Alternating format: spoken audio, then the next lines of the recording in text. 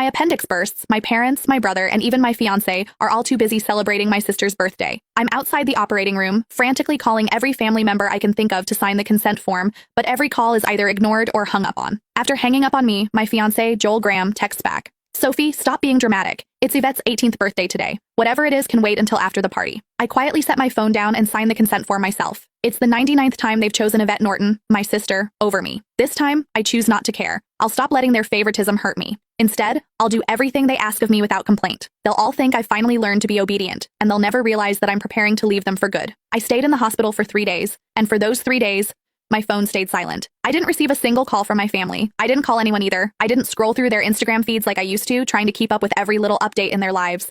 Instead, I just quietly rested in my hospital bed and dragged my weak body around for checkups and payments. Even on the day I was discharged, I didn't tell a soul. I simply packed my own things, endured the pain in my abdomen, and slowly made my way home. When I pushed the door open, the laughter inside the house abruptly stopped. Everyone was gathered in the living room. My fiancé, Joel, was sitting beside Yvette with his arm casually draped around her shoulders. The moment he saw me, he pulled his hand back and gave me an awkward smile. Soph, you're back? Where have you been these past few days? My brother, Joshua Norton, let out a cold snort. Where else would she have gone to? She just didn't want to show up to Yvette's birthday party. She always has to ruin things for her since she can't stand seeing Vivi happy. I didn't say a word. I just headed straight for my room. Joshua seemed surprised that I didn't argue with him. Normally, whenever he accused me of being selfish, I would break down in tears and desperately defend myself.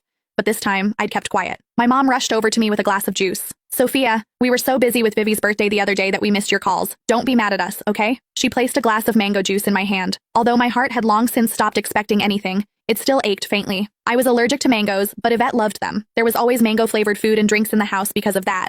But no matter how many times I reminded them, no one ever remembered that I couldn't have mangoes. I handed the glass back to Mom and quietly stepped back. I'm not mad, I'll just go to my room. Just as I turned around, a loud noise came from the living room. Dad abruptly stood up and slammed his hand on the table. He screamed, "Why have you been walking around with that sour face ever since you came in? Your mother already apologized and even gave you your favorite drink? What's with that attitude? It looks like we've spoiled you too much." My heart twisted, and even breathing hurt. Tears blurred my vision, but I still lifted the glass from Mom's hand and drank it all in one go. I then gently set the empty glass down and wiped away my tears. I calmly looked at Dad. Yvette's the one who likes mangoes. I'm allergic to them, but it doesn't matter. I already drank it all. Can I go to my room now? Sophia, why didn't you say something earlier if you were allergic to it?